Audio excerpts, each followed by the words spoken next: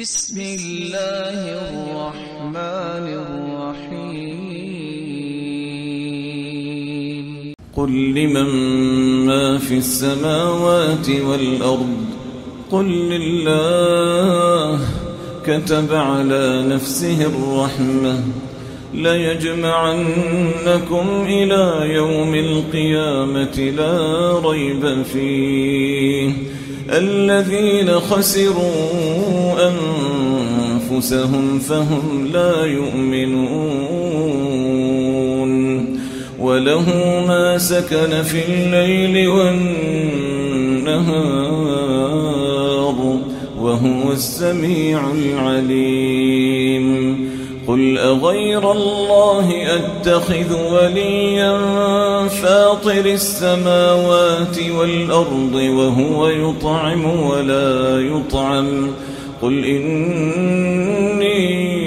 أمرت أن أكون أول من أسلم ولا تكونن من المشركين قل إني أخاف إن عصيت ربي عذاب يوم عظيم من يصرف عنه يومئذ فقد رحمه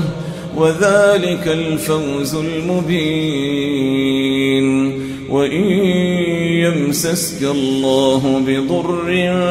فلا كاشف له إلا هو وإن يمسسك بخير فهو على كل شيء قدير وهو القاهر فوق عباده وهو الحكيم الخبير قل أي شيء أكبر شهادة قل الله شهيد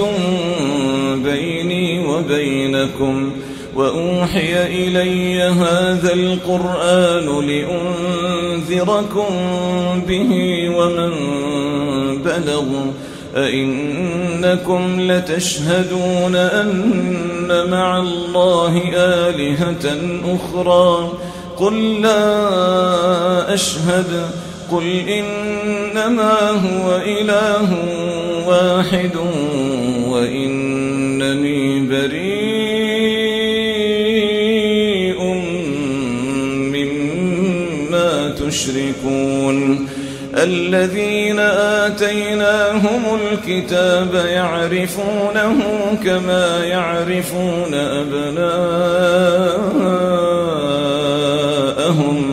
الذين خسروا أنفسهم فهم لا